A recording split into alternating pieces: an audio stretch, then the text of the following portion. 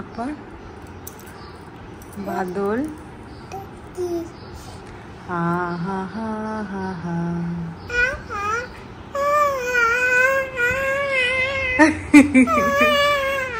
এটার কি কম্পোজিশনটা তুমি করেছো? আহার হ্যাঁ এরকম শিখিয়েছি? আহাটা গালে হাত দিয়ে শিখিয়েছি না? আচ্ছা বল। Good morning SS family, welcome back to the channel. Good morning. এখন তোজো তোমাদেরকে প্রত্যেকদিন গুড মর্নিং করবে।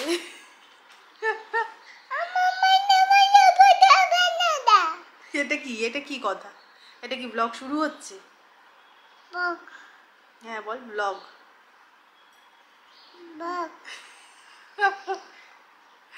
হয়ে গেল তাহলে, এখন থেকে আমার আর কোনো টেনশনই নেই। তোজোই তোমাদেরকে গুড মর্নিং বলবে, ব্লগ স্টার্ট করে দেবে। এখন দেখছি যা বলছি রিপিট করছে, মানে অনেক দিনই ও যা বলতাম রিপিট করতো, কিন্তু সেগুলো এক একটা করে ওয়ার্ড, এখন পুরো সেন্টেন্স রিপিট করছে। আমি ওকে যখন খাওয়াই তখন গান করি, গান করে করে খাওয়াই, তো সেই গানগুলো এখন তুলতে শিখেছে। আজকে ঘুম থেকে উঠে সাডেনলি ওই মেঘের কোলে গানটা দেখলাম তুলে ফেলেছে। পুরোটা বলতে পারছে না, বাট ওর ওই আদো আদো করে ওই ভাঙা ভাঙা ওয়ার্ডগুলোই বেশ শুনতে ভালো লাগছে। তো এই ব্যাপার আর কি। এখন সকাল থেকে উঠে শুধু বক বক, মানে মামুনির সাথে, মামুনি পুজো দেয় তো চলে যায় শিব ঠাকুরকে স্নান করায়, এই চলতে থাকে। জানো তো পিয়ারে এই ওটসটা আমি পেয়েছিলাম আর টেস্টটা এত ভালো, তো আমি এখন ব্রেকফাস্টে এই ওটসটাই খেয়ে নিচ্ছি। মানে কোনো ঝামেলা নেই, জাস্ট ওটসটা অ্যাড করো, গরম জল দাও আর ব্যাস খেয়ে নাও। এর মধ্যেই সমস্ত কিছু অ্যাড করা আছে, তো এটা বেশ ভালো লাগে এখন আমার খেতে। এমন একটা সমস্যায় পড়েছি না, তোমাদেরকে কি আর বলবো। তোমাদের সাথে আগেই শেয়ার করেছিলাম যে পুজোর পর আমরা ডিসাইড করেছি পুরী যাব বলে। তো আমাদের টিকিট কাটা ছিল হচ্ছে কি যাওয়ার সময় হাওড়া পুরী এক্সপ্রেসে আর ফেরার সময় জগন্নাথ এক্সপ্রেসে। যখন টিকিট কেটেছিলাম ওয়েটিং লিস্টে ছিল, ওয়েটিং লিস্ট 1, 2 ছিল হচ্ছে কি ফেরাটা, আর যাওয়াটা বোধহয় 2, 3 ছিল। তো ভেবেছিলাম হাতে তো এখন অনেকটা সময় আছে, ইজিলি কনফার্ম হয়ে যাবে। ফার্স্ট ক্লাসেই টিকিট কেটেছিলাম যেহেতু তোজোকে নিয়ে যাওয়া। বাট মাঝে প্রায় 1 মাস সময় কেটে গেছে, একটা পজিশনও এগোয়নি। মানে যেটা 1, 2 ছিল সেটা তো কনফার্ম হয়নি, যেটা 2, 3 ছিল সেটা অ্যাটলিস্ট এক পজিশন এগিয়ে যদি ওয়েটিং লিস্ট 1 হতো তাহলে একটু ভরসা পেতাম। বাট এখন সত্যিই বুঝতে পারছি না যে কি হবে। আর মেন যেই প্রবলেমটা সেটা হচ্ছে কি আমি হোটেলটাও বুকিং করতে পারছি না, কেননা লাস্টে গিয়ে যদি দেখি টিকিটটা কনফার্ম হলো না, টিকিটের টাকা তো না হয় রিফান্ড হয়ে যাবে, বাট হোটেলটা বুক করা থাকলে হোটেল তো আর রিফান্ড করবে না লাস্ট মোমেন্টে এসে ক্যান্সেল করলে। তো যাওয়ার খুব ইচ্ছা, ওই কারণে টিকিটটা ক্যান্সেল করতে ইচ্ছা করছে না। বাট আবার তোজোকে নিয়ে হোটেল বুকিং না করে লাস্ট মোমেন্টে টিকিট কনফার্ম হলে বেরিয়ে যাওয়া, সেটাও করা যাবে না। মানে পুরো একদম দোটানায় পড়ে গেছে। ঠাকুরকে খুব করে ডাকছি যেন টিকিটটা কনফার্ম হয়ে যায়, কারণ এবার পুরী যাওয়ার ইচ্ছা না সত্যি আমাদের সবার।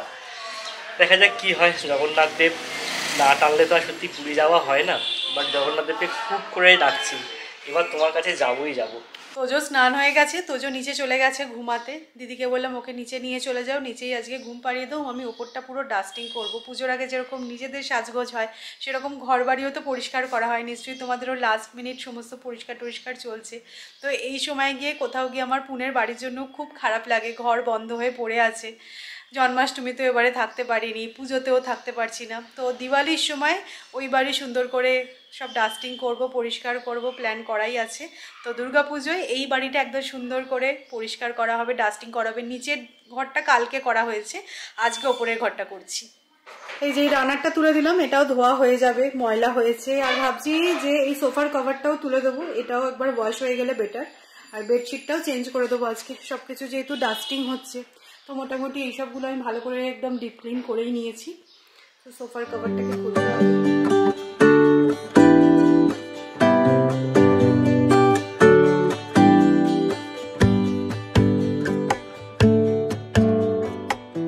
আমাদের এবারে কি হয়েছে বলতো, পরপর 3 দিন পুরো নিরামিষ, মানে মঙ্গলবার দিনকে নিরামিষ খাওয়া হয়। এখন আমরাও ওটা শুরু করেছি, মানে মঙ্গলবার করে আমরা নিরামিষ খাচ্ছি।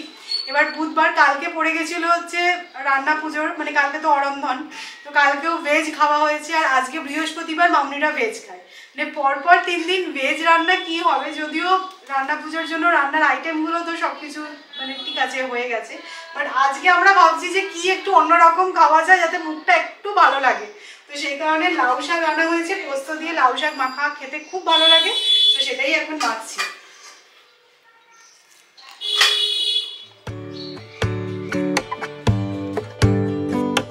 মামনি থেকে একটা টেকনিক শিখলাম, ভাবলাম তোমাদের সাথেও শেয়ার করে নিই। যখন লাউ শাক সিদ্ধ করবে তখন এমনিতে একটু সেদ্ধ করে নিলে, তারপরে যখন 60% মতন সেদ্ধ হয়ে যাবে, তারপরে যে ভাতটা ফুটছে ওই ফ্যানটা দিয়ে ফোটাবে, তাহলে খুব ভালো টেস্ট হয়।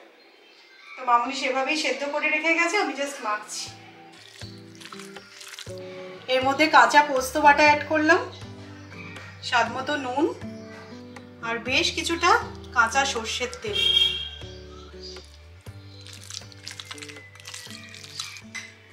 অবশ্যই কিন্তু এই মাখাটা একটু ঝাল ঝাল খেতে বেশি ভালো লাগে, আর যখন লাউ শাকটা সেদ্ধ করবে তার সাথেই লঙ্কাটাও সিদ্ধ করে নেবে।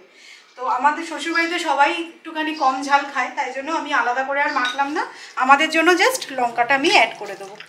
গরম ভাতে লাউ শাক ভাতে মাখা দিয়ে কিন্তু হাফ ভাত খাওয়া হয়ে যায়, খেতে সত্যিই খুব ভালো লাগে। পুনেতে আমরা এই জিনিসগুলো একটু কম পাই, তাই কলকাতায় আসলে ভালোই এইগুলো খাওয়া টাওয়া হয়। তো আমার স্নান হয়ে গেল, ঘরবাড়ি পরিষ্কার করলাম, তারপরে মনে হলো যে স্নানটা সেরে নিই। আর স্নানের আগে এখন আমি প্রত্যেক দিন রিলিজিয়াসলি ওই বেসন আর দইটা লাগাচ্ছি।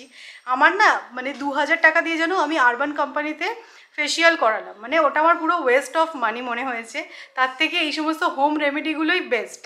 তো পুজোর আগে আর আমি ওইসব কিছুই করবো না। তোমরা অনেকে বলেছিলে যে ট্যান রিমুভাল কিছু একটা ফেসিয়াল করে নাও, আমি সেরকমই করেছিলাম, বাট কোনোই কাজ হলো না। তার থেকে আমার দই মধু অনেক বেটার। তো যাই হোক, এখানে দেখো অনেক শাড়ি নিয়ে বসেছি আমি, পুজোর কিছু শাড়ি তোমাদেরকে দেখাই। তোমরা এই টাইপের ভিডিওগুলো দেখতে খুব পছন্দ করো, আর অনেকগুলো শাড়ি কেনাও হয়েছে। আমার বন্ধু আমার জন্য একটা শাড়ি পাঠিয়েছে একটা বুটিক থেকে, তারপরে আমিও একটা নিজের জন্য শাড়ি কিনেছি। সেগুলো কি কি তোমাদেরকে দেখিয়ে নি চটাপট। আমার মনে হয় এই কাজটা আমরা প্রত্যেকে ছোটবেলায় করে থাকতাম, যে পুজোতে যা যা হয়েছে কেউ আসলেই সেগুলো আগে দেখাতাম, যে পঞ্চমীর জন্য এই জামাটা হয়েছে, ষষ্ঠীতে এই ফ্রকটা হয়েছে। তো এখনও কিন্তু সেই স্বভাবটা কিছুটা রয়ে গেছে।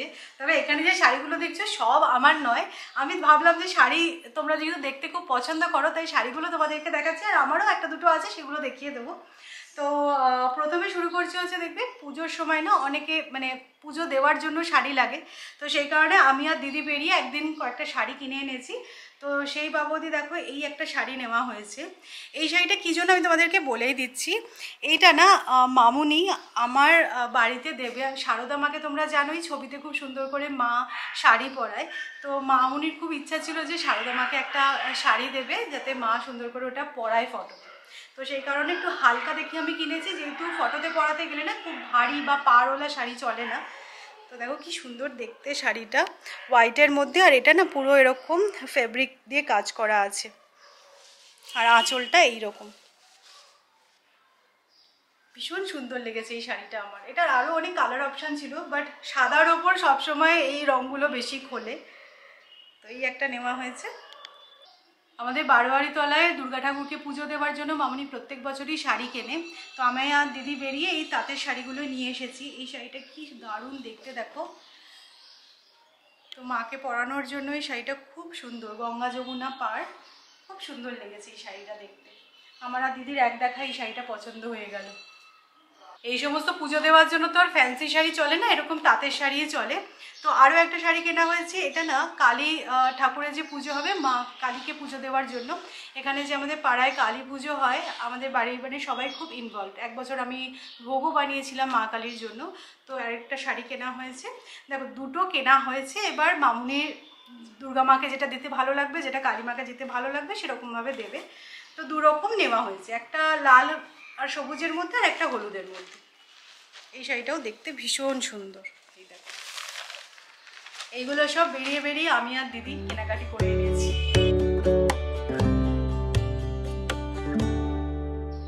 এবার এই সুন্দর টুকটুকে লাল শাড়িটা দেখো, এটা আমার বন্ধু বিনি আমাকে গিফট করেছে পুজোতে।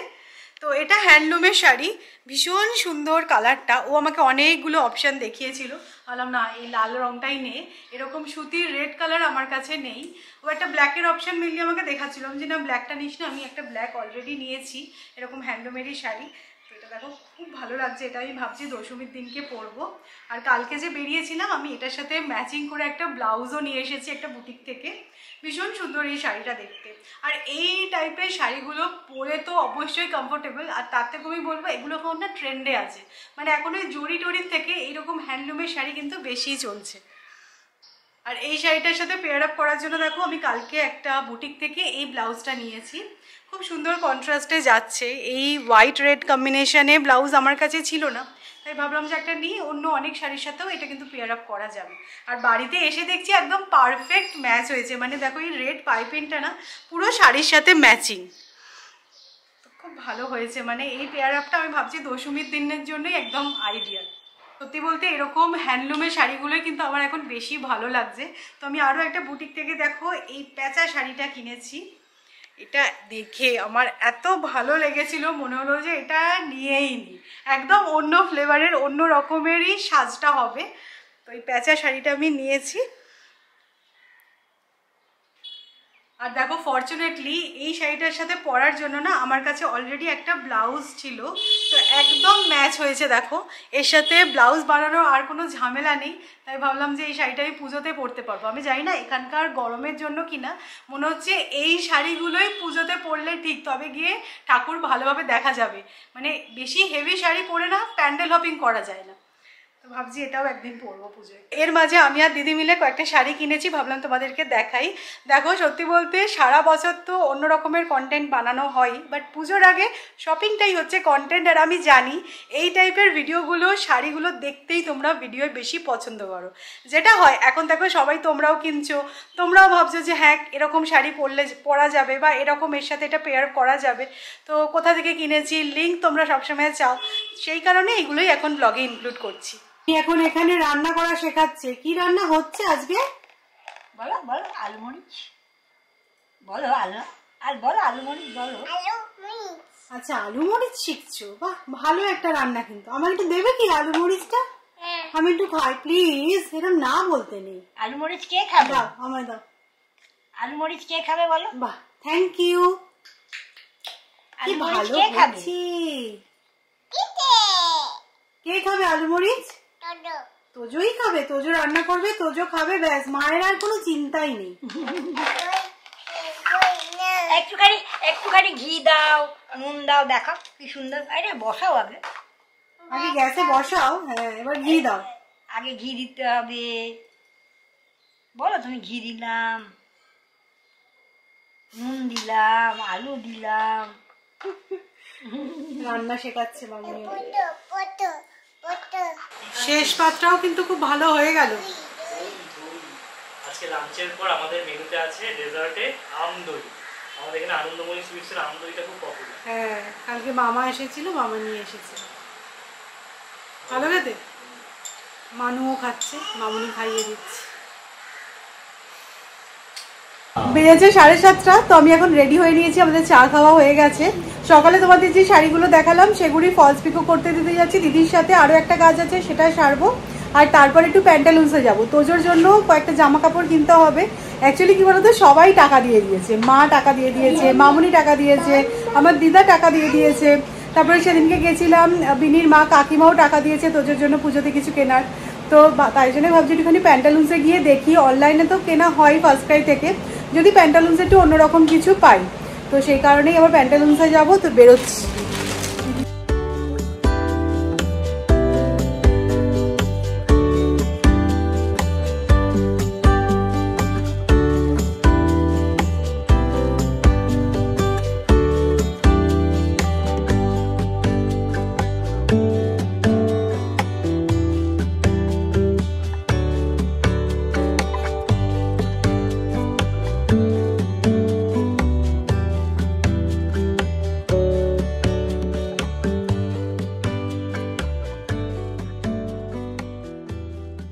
বাচ্চাদের কালেকশন কিন্তু আমার সবসময় বেশ ভালো লাগে। তো দিদিকেও বললাম আসার জন্য, দিদি বললো যে না আমি তোদের কাছে চলে যাচ্ছি, তুমি ও গিয়ে কেনো। তো এই দুটো পছন্দ হয়েছে। এইটা সৌরভের খুব ভালো লাগলো, বললো এটা তো আমি আমার ধরুন একটা নেব, এটাও একটা নেওয়া হয়েছে। এই কলার টাইপের পোলো টি শার্টগুলো এখন খুব ভালো লাগছে তোজোকে পরলে। এর সাথে প্যান্ট নিতে হবে, হাফ প্যান্ট না ফুল প্যান্ট? আমার তো ফুল প্যান্ট অনেকগুলো আছে, হাফ প্যান্ট দেখতে পারো। আজকে বাইরে বেরিয়ে জানো তো একটা জিনিস নোটিস করলাম যে বাইরের ওয়েদারটা বেশ ভালো, ঠান্ডা হাওয়া দিচ্ছে, বাট ঘরের ভেতর এসে কি গুমোট লাগছে, বাপরে বাপ। সমস্ত জানলা খুললাম আমি নিচের। তো যাই হোক, কেনাকাটি তো হয়েছে মোটামুটি। তোজোর জন্য বেশ সুন্দর কয়েকটা সেট পেয়েছি, আরও একটা দুটো কিনতে হবে। মানে কিনতে হবে বলতে কি, দেখো সবাই টাকা দিয়ে দিয়েছে, তো টাকাগুলো দিয়ে তো তোজোকে জামাই কিনতে বলেছে, পুজোর আগে যাওয়া হয়, তো সেগুলো ভাবছি ফার্স্ট ক্রাই থেকে অর্ডার করে দেবো। তো যেগুলো বেশ কিনেছি, ভালোই লাগলো। আর একটা গিফটিং পারপাসেও আমার কেনার ছিল, তো সেটাও প্যান্টালুন্স থেকে পেয়ে গেছি।